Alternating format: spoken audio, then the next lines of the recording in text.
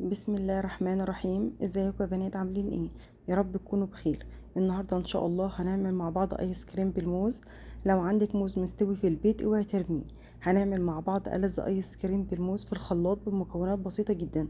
هيطلع معانا كريمي ومنعش في الحر ده، وهيعجب الكبير والصغير. يلا بينا نبدأ الوصفه بتاعتنا ونشوف عملناه ازاي. كان عندي 4 حبات من الموز، قشرتهم وقطعتهم كده قطع صغيره زي ما انتم شايفين، وحطيتهم في كيس تلاجة، وسبتهم في الفريزر تقريبا ساعتين 3 كده لحد ما جمد معايا بالشكل اللي انتوا شايفينه ده. هجيب بقى الخلاط بتاعي، احنا هنعمله في الخلاط يعني 5 دقايق هتعملي احلى ايس كريم. هنحط الموز اللي احنا تلجناه كده مع بعض، وهحط عليهم كوباية من اللبن اللي هو الحليب،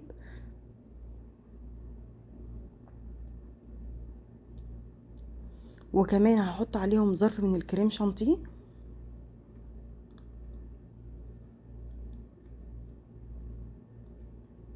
وحطيت معاهم نص معلقة صغيرة من الفانيليا، وكمان اختياري حطيت معلقة كبيرة من القشطة.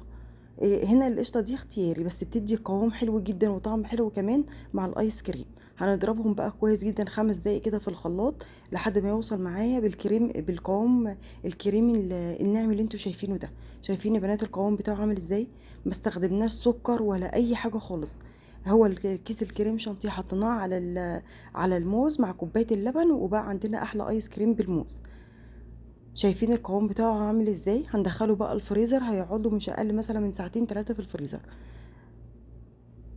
بعد ساعتين طلع معايا بالشكل اللي انتوا شايفينه ده. طبعا هو المفروض يقعد اكتر من كده عشان يجمد شوية عن كده، بس طبعا بقى الاولاد كانوا مستعجلين عليه فطلعته على طول بعد ساعتين، وده كده كان شكله. بجد بنات وصفة سهلة جدا واقتصادية ومن غير مكونات خالص، ما استخدمناش فيها يعتبر اي مكونات. هما الموز وكوباية اللبن وكيس الكريم شانتيه اللي احنا حطيناه، وعملنا احلى واسهل ايس كريم موز في البيت، صحي ولذيذ ومن غير سكر ومن غير اي حاجة ادوات كتير ولا مكونات كتير استخدمناها. هنزينه بقى باي حاجة موجودة عندنا، حطينا معاها صوص شوكليت كده. لو عندك صوص كراميل، عندك شوية سوداني، شوية فستق، اي حاجة موجودة من المكسرات.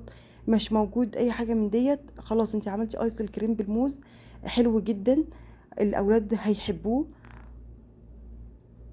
وجربوها بنات وقولوا رأيكم فيه. وكده اكون وصلت معاكم لنهاية الفيديو، اتمنى ان هو يكون عجبكم. وصفة سهلة وسريعة، جربوها وقولوا رأيكم فيها في الكومنتات، وان شاء الله اشوفكم في فيديو جديد ووصفة جديدة.